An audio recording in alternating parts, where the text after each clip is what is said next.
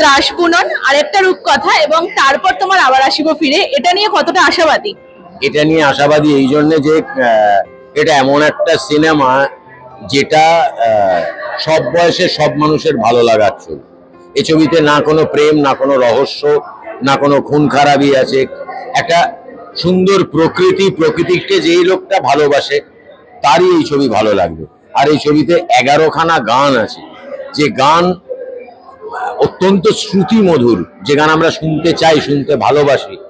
Item song নয়, গান আছে যে গান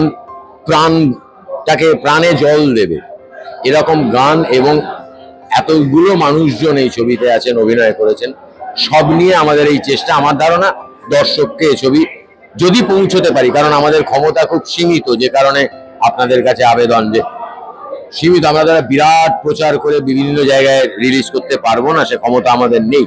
কিন্তু মাউথ পাবলিসিটি যেটুকু দরকার সেটুকু যদি হয়, তাহলে এই ছবি দর্শকের কাছে পৌঁছবে, দর্শকের ভালো লাগবে। কলকাতা ফিল্ম ফেস্টিভ্যালে প্যানোরামা বিভাগে মনোনীত এই সিনেমা, অনুভূতিটা কেমন ছিল? খুব ভালো, খুব ভালো। আমি একটা সিনেমা যখন হলে যাচ্ছে এবং হল থেকে যখন সিনেমাটা শেষ হচ্ছে, লিটারেলি মানুষের ক্ল্যাপে কেঁদে ফেলেছি আমি।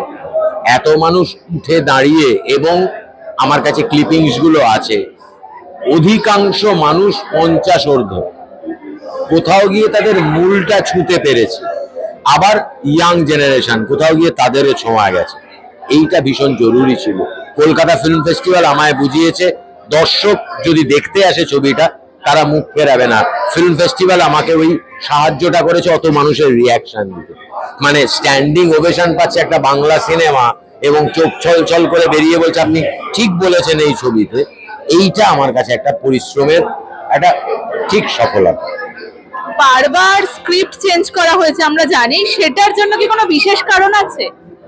পরিস্থিতি, বাজেট, হিরো দাড়ি কেটে ফেলেছে, হিরোর দাড়ি গজাচ্ছে না, প্লাস আমার এক বহরমপুরে মানে মুর্শিদাবাদের শুটিং, সেইখানে যে বন্ধুর বাড়িতে শুটিং, তার স্ত্রী মারা যায় শুটিং এর 3 দিন আগে। তাকে আমি অ্যাপ্রোচটাই আর করে উঠতে পারিনি যে তোর ওখানে যাব। মুহূর্তে গল্প চেঞ্জ, সেটা ট্রান্সফার হলো কলকাতার বস্তি, আবার স্ক্রিপ্ট লেখা হলো, এই ওটা পড়াটা চলেছেই গোটা সিনেমা। ডিরেকশন নাকি অভিনয়, কোনটা বেশি ভালো লাগার? সব সময় অভিনয় নয়, সব সময় ডিরেকশন।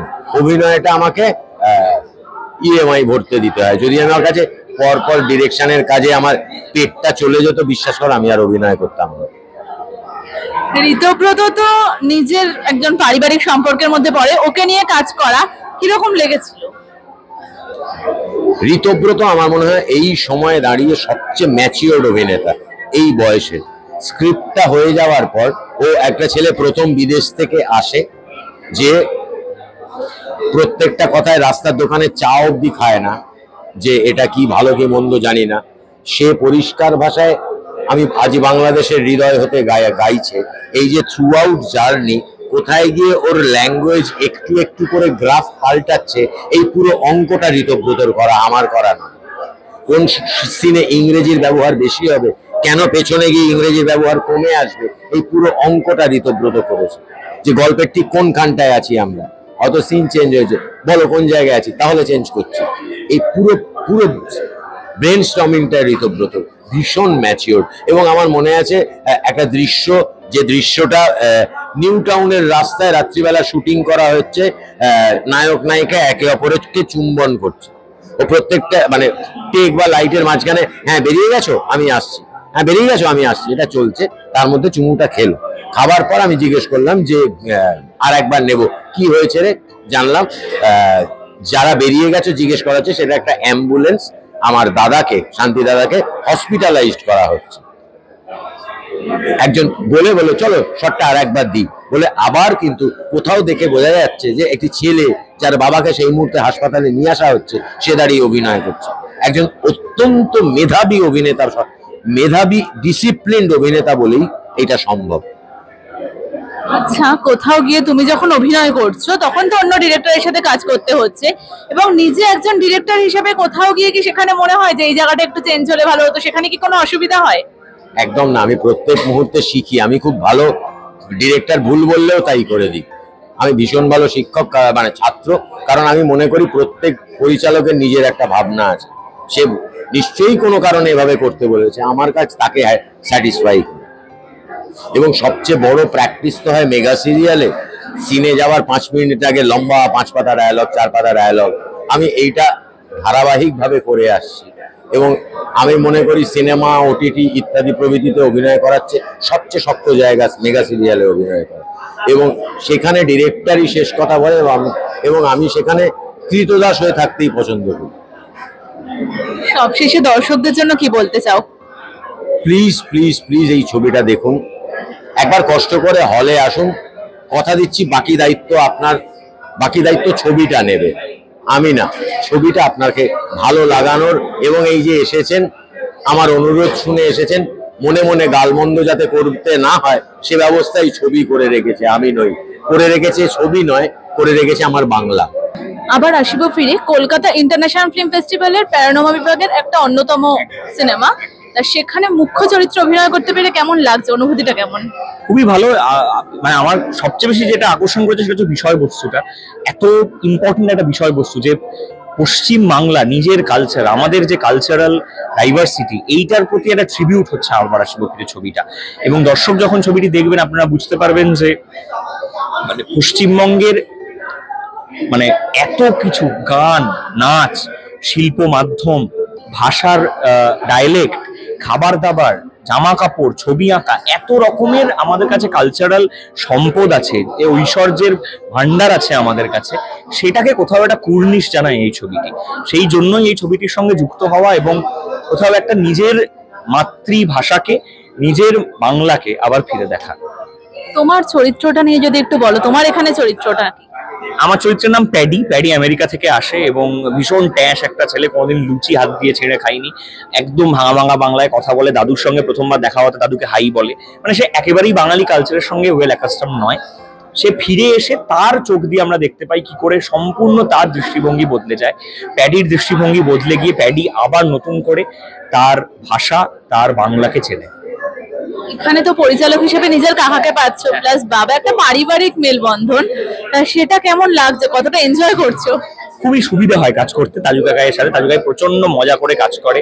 ছোট থেকেই তাজু কাকাই আমাদের পরিবারের নাম আছে অ্যাজ দ্য মোস্ট ফানিয়েস্ট আর কি, মানে তাজু কাকাই ইজ দ্য ফানিয়েস্ট পার্সন আর কি। প্রচন্ড ভীষণ ভালো কমিক টাইমিং। সারাক্ষণ তাজু কাকাই আমাদের কোনো পারিবারিক অনুষ্ঠানে থাকা মানে সেটা মানে হাসি খুশি হয়েই থাকবে। তো সেই তাজু কাকাই যখন ছবি করে তখন টিমটাও হাসি খুশি হয়ে থাকে। এবং একটা তো কাকা ভাইপো হওয়ার একটা ইকুয়েশনের মজা আছেই আলাদা করে। তো পুরো পরিবার নিয়েই বলতে পারো একটা ছবি। তাজুদাকে তো অনেকটা সাহায্য করা, মানে ইয়ে থেকে আসা, সেখান থেকে ভারতে আসা, সেই পুরো যে গল্পটা তাজুদা একটু আগেই বলছিল, তুমি পুরোটাই সাহায্য করেছো, মানে তুমি পুরো অঙ্কটা আঁকার জন্য সাহায্য করেছো। তা সেটা কি কোথাও গিয়ে তোমার একটা টাইম ডিরেক্টর হওয়ার ভাবনা চিন্তাকে? না, এটা আসলেই আমার যেটা ইচ্ছে ছিল যে চরিত্রটা যেন আমরা ঠিক করে একটা এস্টাবলিশ করতে পারি। কারণ দেখবে যখনই বিদেশ থেকে আসা কোনো চরিত্র হয় তখনই দর্শক একটু বেশি ক্রিটিক্যাল হয়ে যায় যে অ্যাকসেন্টটা ঠিক বলছে কিনা বা ভাষাটা ঠিক বলতে পারছে কিনা। বিশেষ করে ভাঙা ভাঙা ইংরেজি, ভাঙা ভাঙা বাংলা হলে দর্শক খুব ক্রিটিক্যাল হয়ে যায়। তো আমি সেই জন্যই চেয়েছিলাম যেন একদম আমার অভিনয়ের স্বার্থেই, গল্পের স্বার্থে ব্যাক স্টোরিটা একদম ঠিক থাকে, যে ও কোথায় থাকতো আমেরিকার, কিভাবে এসছে, কত বছর পড়াশুনো করেছে, সেটার জন্য ও যেভাবে ইংরেজি বলে সেটা কেন কেন আলাদা, যেভাবে বাংলা বলে সেটা কেন আলাদা, এইটা পুরোটা আমি একটু ওয়ার্কআউট করার চেষ্টা করেছি। সেটা বলতে পারো নিজের অভিনয়ের স্বার্থে, গল্পের স্বার্থে। দীর্ঘ 1 বছরের জার্নি, সেটা কেন 1 বছর ধরে? প্রচুর সময় লেগেছে। তার কারণ একটা হচ্ছে এই ছবিটায় কোনো মানে বড় প্রযোজক বা বড় প্রযোজনা সংস্থা, অনেক বড় বাজেটের ছবি এমন তো নয়। ইন্ডিপেন্ডেন্ট ছবি করতে গেলে যে যে চ্যালেঞ্জেস গুলো ফেস করতে হয় সেটা কাটিয়ে উঠে কাজটা করতে সত্যি সময় লেগেছে বছর খানেক। অভিনেতা জোগাড় করা, লোকেশন জোগাড় করা, সময় লেগেছে। সেই জন্য ইন্ডিপেন্ডেন্ট ছবি করতে গেলে, এটা অনেকেই যারা ইন্ডিপেন্ডেন্ট ছবি বানান তারা বুঝতে পারবেন এই স্ট্রাগলটা সত্যি হয়, কিছু করার নেই। যদি অভিনেতা না হতে তাহলে কি হওয়ার ইচ্ছা ছিল?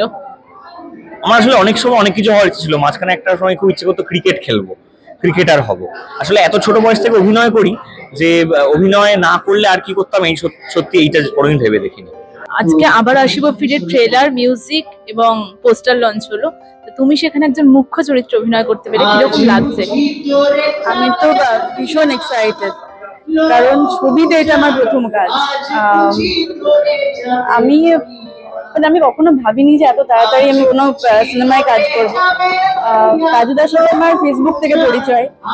হঠাৎ করে একদিন অডিশনে যাওয়া, আমি ফেসবুক থেকে একটা পোস্ট দেখেছিলাম তাজুদার, সেখান থেকে তাজুদার সাথে আমার পরিচয়, সেখানে অডিশন দেওয়া। তারপরে আমি মায়াগাঁও বলে একটা সিনেমা করেছিলাম, যেটা এখনো মুক্তি হয়নি, তবে হবে শীঘ্রই। তারপরে একদিন তাজুদা আমাকে তাজুদার অফিসে ডাকলো, নতুন অফিস করেছে বলে দেখানোর জন্য। সেইখানে গিয়ে হঠাৎ করে তাজুদা বললো, ছবি করবি, সিনেমার মুখ্য চরিত্র কিন্তু ঋতু আছে। আমি যে নিশ্চয়ই করবো, তুমি বললে তো করতেই হবে, নাহলে খিস্তি করবে ভীষণ। যাই হোক, তো সেখান থেকে তাজুদার সাথে কাজ, মানে ভীষণ এক্সাইট। ঋতব্রতর সাথে কাজ করার অভিজ্ঞতা যদি কিছু শেয়ার করো। ঋতু ভীষণই ফ্রেন্ডলি, খুব সাপোর্টিভ। আমি কাজ করতে করতে এটা বুঝতে পারিনি যে আমি যাকে, সত্যি কথা বলতে আমি যাকে সিনেমায় এতদিন দেখতাম, টিভিতে দেখতাম, তার সাথে আমি কাজ করছি, এটা আমার কখনো মনে হয়। সবশেষে দর্শকদের জন্য কি বলতে চাও? সিনেমাটা বেসিক্যালি আমাদের লুপ্তপ্রায় হেরিটেজ কালচার নিয়ে, যে এখনকার জেনারেশন যেসব কালচারগুলোর সাথে পরিচয় তাদের ঘটেনি, সেই যেগুলো হারিয়ে যাচ্ছে, আমরা জানতেই পারছি না, পরিচয় করতেই পারছি না, সেইগুলোই একবার তাজুদা এই সিনেমাটার মধ্যে দিয়ে দেখানোর চেষ্টা করেছে। দেখুন, ভালো লাগবে। ভাই যখন ক্যাপ্টেন অফ দ্য শিপ হয় বা ফ্যামিলির যখন কেউ ক্যাপ্টেন অফ দ্য শিপ হয়, তখন তার দাদা হিসেবে দায়িত্ব তো অবশ্যই বাড়ে। কারণ ওই জায়গাটুকুনিতে ও ক্যাপ্টেন অফ দ্য শিপ, ও যা বলবে সেটা করতে হবে। তার বাইরে প্র্যাকটিক্যাল জীবনে আমি আবার যা বলবো সেটা করে। তো সেখানে ওর ইচ্ছে, ওর কাজ, ওর দায়িত্ব, আমাকে যে দায়িত্ব দিয়েছে সেটা পূরণ করার দায় যখন পড়ে, তখন অবশ্যই অনেক বেশি ভারী হয় ব্যাপার। ওর কাকার ছবিতে ও মুখ্য চরিত্র, ব্যাপারটা ওই রকম হয়ে গেছে। আমার ভাইয়ের ছবিতে ও মুখ্য চরিত্র, অতএব ওর কাকার প্রতি একটা দায়িত্ব আছে, ওর বাবার প্রতি একটা দায়িত্ব আছে, আবার বাবার ছেলের প্রতি দায়িত্ব আছে, কাকার ভাইপোর প্রতি দায়িত্ব আছে। সব খেটে খুঁটে একেবারে, হ্যাঁ একদম। সবশেষে দর্শকদের জন্য কি বলতে চাও? সবাই আসুন, সিনেমা হলে এসে ছবিটা দেখুন, আশা করি ভালো লাগবে। বাংলার প্রচুর হারিয়ে যাওয়া যে গানের ঐতিহ্য আছে, গানের ধরন আছে, সেইগুলোকে আবার নিয়ে আসা হয়েছে। হয়ে একটা সঙ্গীতবহুল ছবি, ভীষণ ভালো সিঙ্গাররা, মানে আমরা যাদের ফাংশন দেখার জন্য লাইন দিয়ে টিকিট কাটি, তারা গানগুলো গেয়েছেন। আসুন, ছবি দেখুন, খুব এনজয় করবেন। আবার আসিব ফিরেতে, তোমার চরিত্রটা নিয়ে যদি তুমি একটু বলো, যে তোমার চরিত্র এখানে কি ছিল? আমার চরিত্র বলে আমার বয়স অনুযায়ী আমি ওই শান্তির ছেলে যে চরিত্রটা করছে তার দাদু, মানে এই লোকটার জন্যেই ও এখানে এসছে। এবং এর স্বপ্ন আছে যে নাতিটাকে, এতদিন বিদেশে ছিল, আমাদের এইখানকার কালচারের সঙ্গে পরিচিত করাবো। সেইটার জন্যই ওকে ডেকে আনা, বিভিন্ন জায়গায় পাঠানো, ও এবার সেগুলো করতে থাকে। এটা হচ্ছে মূল ব্যাপার, যে আমাদের এখানকার কালচার, বাংলার কালচার, সেই কালচারটা ও যাতে না ভুলে কখনো, যে কত রিচ কালচার। তারপর থ্রু আউট ছবিটা ধরে সেগুলো দেখানো হয়েছে। কলকাতা ফিল্ম ফেস্টিভ্যালে তো প্যানোরামা বিভাগে মনোনীত এই সিনেমা, কিরকম লাগছে, অনুভূতিটা কেমন? দুর্দান্ত লাগছে। আমার আরও বেশি দুর্দান্ত লাগছে এই কারণে যে আমার খুব একটা ভরসা ছিল না। তাজু আমাকে যেভাবে ক্যাজুয়ালি অ্যাপ্রোচ করেছিল, আমার তাতে মনে হচ্ছিল ঠিক আছে, তাজু বলেছে, না বলাও তো পরিচিত, বলা যাবে না। কিন্তু করতে এসে দেখলাম আমার অ্যাপ্রোচ ক্যাজুয়াল, বাট কাজটা অত্যন্ত মানে সিরিয়াসলি করা হয়েছে, খুব সুন্দর করে করা হয়েছে। তোমার এই জায়গায় দাঁড়িয়ে তোমার মনে হয় কি যে এখনো মানে এই চরিত্রটা করা হয়নি, বা এটা একটু করলে ভালো হতো, এখন তোমার মনে হয় কোন চরিত্রটা এখনো তোমার করার ইচ্ছা আছে?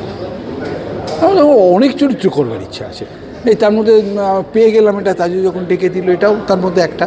এই চরিত্রটা করতে কেমন হলো না, এটা একটা বর্ধিষ্ণু পরিবারের একটা মানুষ, বৃদ্ধ মানুষ বসে আছে, তার নাতি ফিরবে, তাকে ওয়েলকাম করবে, তাকে ট্রেন করবে, এখানকার এই জল মাটি হাওয়া এখানকার সংস্কৃতির সঙ্গে পরিচিত করাবে, এইরকম একটা চরিত্র, এটা আমার কাছে বেশ একটা ড্রিম ক্যারেক্টার। আর তাজু খুব যত্ন করে লেখে, তো লিখেওছে এটা খুব যত্ন করে।